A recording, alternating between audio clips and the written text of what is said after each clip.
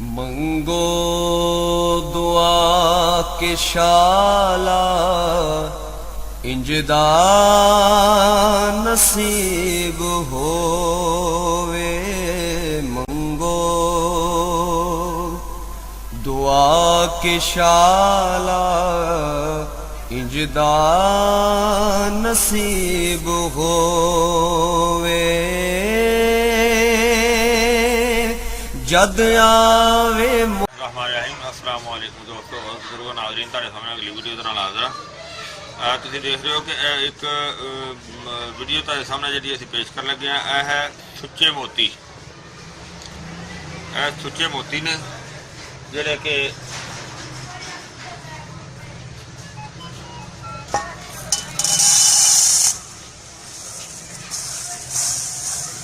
देखो एक नंबर मोती ने। और इस तो इलावा ਜਿਹੜੇ अगर इस तो भी बरीक होंगे ने वो इस तो भी कीमती होंगे ने। अगर इस तो मोटे होणगे, जिस तरह इस तो मोटे होणगे, उस तरह उन्हां दी ताकत भी कम होंदी है, उन्हां दी वैल्यू भी कम होंदी है। तो जिन्ने ज़्यादा बरीक होंगे ने उन्नी ज़्यादा उन्हां दी वैल्यू भी होंदी है, उन्नी ज़्यादा उन्हां दी ताकत भी होंदी है। लिहाजा इहनूं असीं हुण इहदा खुस्सा बनाना है।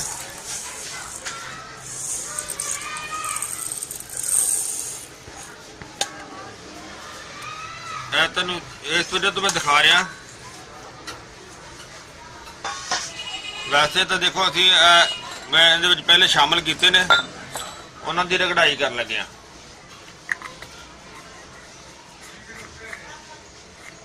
बल्कि सारे दी रगड़ाई करते हैं एको जगह ती।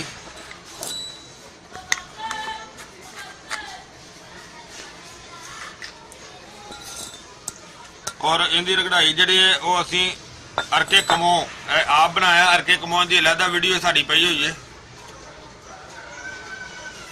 अरके कमो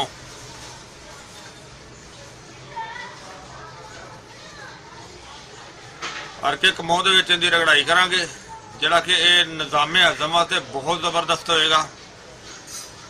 और इहदे विच थोड़ा जिहा मैं इस वजह तो शामिल कर दिता है। पहले इन्होंने इस वजह तो अगर खाली सुक्कियां नूं रगड़ांगे ना तो ये सारे उड्डणगे, क्योंकि फिर नुकसान होंदा।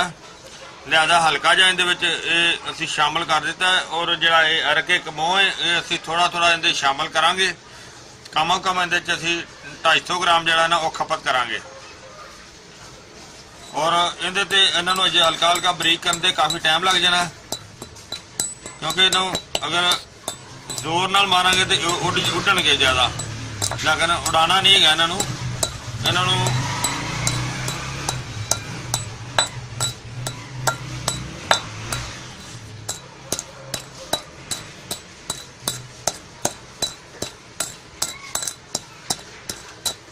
देखे ना काफ़ी हद तक बरीक होंदे जांदे ने। आस्ता आस्ता इस तरह जिहड़ा ना वो बरीक होणगे, क्योंकि एक साइड तो इन्हां नूं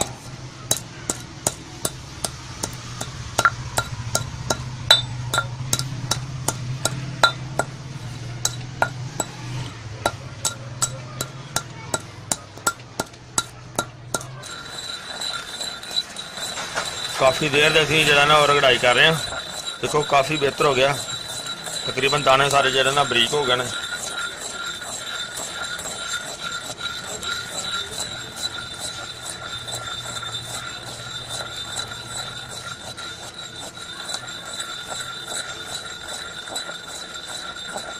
ज़्यादा इनू अजे इहदे अर्क भी और काफ़ी जज़ब करना है।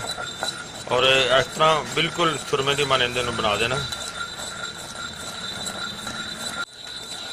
हाँ जी, काफ़ी देर से इसकी रगड़ाई कर रहे हैं, वावा टाइम हो गया।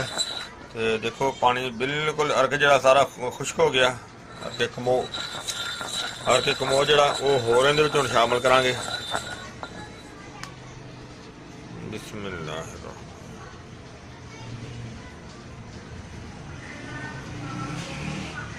क्योंकि थोड़ा थोड़ा जिन्ना इस्तेमाल करते जावांगे ना उन्ना ज़्यादा बेहतर हैगा।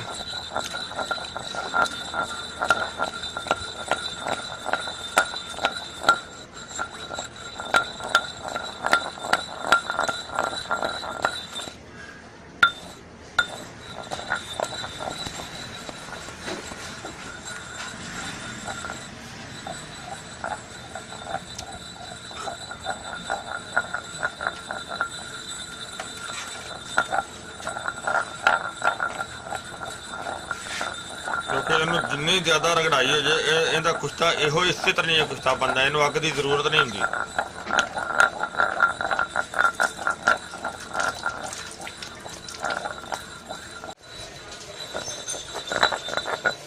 माशाल्लाह काफ़ी आज दूसरा दिन हो गया सानू इनकी रगड़ाई कर देन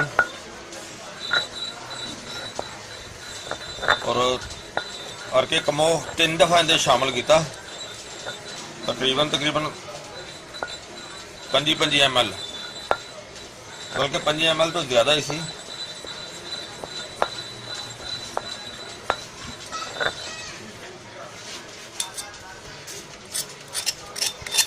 जो है नमी दे विच जिस तरह नमी भी इहदी खत्म हो जाएगी उस तरह फिर इहदा रगड़ाई पाउडर जिहड़ा बरीक माशाल्लाह अच्छा बन जाएगा।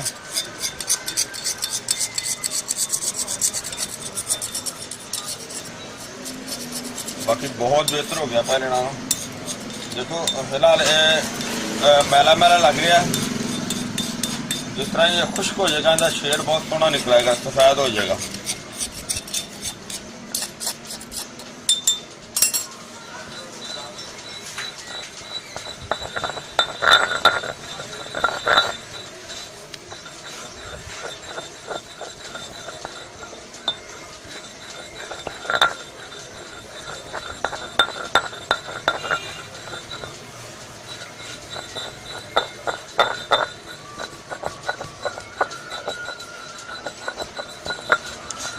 ਜਿਹੜੀਆਂ ਚੀਜ਼ਾਂ ਇਹਦਾ ਕੁਸ਼ਤਾ ਹੈ ਹੀ ਰਗੜਾਈ ਹੈ, ਇਹਦਾ ਕੁਸ਼ਤਾ ਹੁੰਦਾ ਹੀ ਰਗੜਾਈ ਦੇ ਨਾਲ ਹੈ। ਜਿੰਨੀ ਜ਼ਿਆਦਾ ਰਗੜਾਈ ਹੁੰਦੀ ਹੋ ਜਾਏ ਉਨੀ ਥੋੜੀ ਹੈ।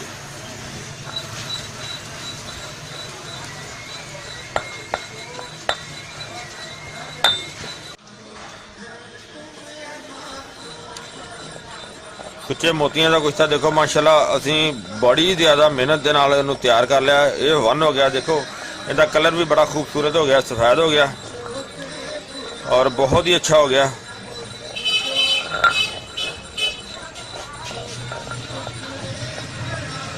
काफ़ी ज़्यादा टाइम तो बाद जनाब A1 चीज़ बन गई है और इनका इस्तेमाल जरा है कि छोटियां भी किया जा सकता है, वड्डियां भी किया जा सकता है। अगर वड्डे बंदे नूं यानी कि लेडीज़ और जेंट्स दोनों तो इस्तेमाल किया जाता है। देख लो इनकी खुराक जी ने अगर इस तो ज़्यादा भी हो जाए तो कोई ऐसा मसला नहीं होता, अगर इस तो कम भी हो जाए तो कोई ऐसा मसला नहीं है। यानी कि ज़्यादा तो ज़्यादा इनकी 1 ग्राम तो जी ना 1 ग्राम खुराक दी जा सकती है और इनू खमीरे दे विच शामिल करके भी दिता जा सकता है, इनू सफूफ दे विच भी शामिल करके दिता जा सकता है और इनू कल्ले नूं भी मक्खन दे विच इस्तेमाल किया जा सकता है। तो ਜਿਹੜੇ ਇਸ ਦੇ ਫਵਾਇਦ ਨੇ ਇਹ ਬਹੁਤ ਹੀ ਆਲਾ ਕਿਸਮ ਦੇ ਨੇ, ਬਹੁਤ ਹੀ ਅੱਛੇ ਨੇ ਔਰ ਇਹ ਜਨਾਬ ਪੂਰੇ ਆਜ਼ਾ ਦੇ ਵਾਸਤੇ ਬਿਹਤਰੀਨ ਮਕਵੀ ਆਜ਼ਾ ਹੈ, ਯਾਨੀ ਕਿ ਪੂਰੇ ਆਜ਼ਾ ਵਾਸਤੇ ਬਿਹਤਰੀਨ ਤਾਕਤ ਦੇ ਹੈ ਔਰ ਬਸਾਰਤ ਵਾਸਤੇ ਬਿਹਤਰ ਹੈ, ਯਾਨੀ ਕਿ ਅੱਖਾਂ ਦੀ ਬਿਨਾਈ ਵਾਸਤੇ ਬਹੁਤ ਆਲਾ ਚੀਜ਼ ਹੈ। ਔਰ ਇਸ ਤੋਂ ਇਲਾਵਾ ਇਹਦਾ ਅਗਰ ਇਸਤੇਮਾਲ ਮੱਖਣ ਦੇ ਵਿੱਚ ਰੱਖ ਕੇ ਇਸਤੇਮਾਲ ਕੀਤਾ ਜਾਵੇ, अगर मूँह चो खून आंदा वे उनके वास्ते भी बहुत आला चीज़ है। मूँह के खून तो इलावा अगर इनू औरतों का मसला कोई होवे उनकी ब्लीडिंग रोकने वास्ते भी ये बहुत आला चीज़ है। और इस तरह ही अगर इसनू किसी नू खून के दस्त आंदे होण, यानी कि मोशन खून के लगे होण, तो इनू अंजबार के शरबत नाल दिता जाए या अनार के पानी के नाल दिता जाए, इंशाअल्लाह फौरी ठीक कर देगा। और इस तरह ही मजीद अगर इनू मक्खन के इस्तेमाल दे विच जरियान की बीमारी वास्ते, यानी कि किसी नू जरियान की कसर होवे जिन्हों पंजाबी विच धांध किया जाता है, उनके वास्ते भी बहुत आला है। अगर औरतों को लकोरीए की शिकायत होवे उस दे विच भी इसका इस्तेमाल किया जाए मक्खन दे विच, तो बहुत ही आला चीज़ है। और ये जिहड़ा अर्के कमोद विच असीं तुहाडे सामने इनू बनाया है और इहदे विच ये खासियत है कि ये मजीद हाजमे वास्ते होर बहुत बेहतर है। ਔਰ ਇਹ ਦੇਖੋ ਕੁਦਰਤੀ ਮੋਤੀ ਅੱਲਾਹ ਤਾਲਾ ਦੇ ਹੁਕਮ ਨਾਲ ਬਣਦਾ ਹੈ ਤੇ ਦਵਾਵਾਂ ਦੇ ਵਿੱਚ ਇਸਤੇਮਾਲ ਹੁੰਦਾ ਹੈ ਔਰ ਆਪਣੇ ਕੁਦਰਤ ਇਲਾਹੀ ਦੇ ਨਾਲ ਇਹ ਬਹੁਤ ਜ਼ਿਆਦਾ ਫਾਇਦੇ ਰੱਖਦਾ ਹੈ। ਮੈਂ ਉਮੀਦ ਕਰਨਾ ਕਿ ਮੇਰੇ ਦੋਸਤਾਂ ਨੂੰ ਇਹ ਵੀਡੀਓ ਅੱਛੀ ਲੱਗੀ ਹੋਈ ਹੋਵੇਗੀ। ਇਹਨੂੰ ਤੁਸੀਂ ਲਾਈਕ ਕਰਿਓ, ਸ਼ੇਅਰ ਕਰਿਓ, ਸਬਸਕ੍ਰਾਈਬ ਕਰਨਾ ਬਿਲਕੁਲ ਨਹੀਂ ਭੁੱਲਣਾ ਔਰ ਵੀਡੀਓ ਦੇ ਥੱਲੇ ਜਿਹੜਾ ਬੈਲ ਦਾ ਨਿਸ਼ਾਨ ਹੈ ਉਹ ਲਾਜ਼ਮੀ ਦਬਾ ਦੇਣਾ ਤਾਂ ਕਿ ਆਉਣ ਵਾਲੀ ਹਰ ਵੀਡੀਓ ਦਾ ਨੋਟੀਫਿਕੇਸ਼ਨ ਜਿਹੜਾ ਉਹ ਤੁਹਾਨੂੰ ਪਹੁੰਚ ਜਾਵੇ, ਯਾਨੀ ਕਿ ਵੀਡੀਓ ਜਲਦੀ ਮਿਲ ਜਾਏਗੀ। इंशाल्लाह अगली वीडियो नाल फिर मिलांगे। इजाजत, अल्लाह हाफिज, अस्सलामु अलैकुम वरहमतुल्लाहि वबरकातुहू। गए बतेरे सरकार नु कमांगे, गम हो गए बतेरे सरकार नु कमांगे, दरदां ने पाए घेरे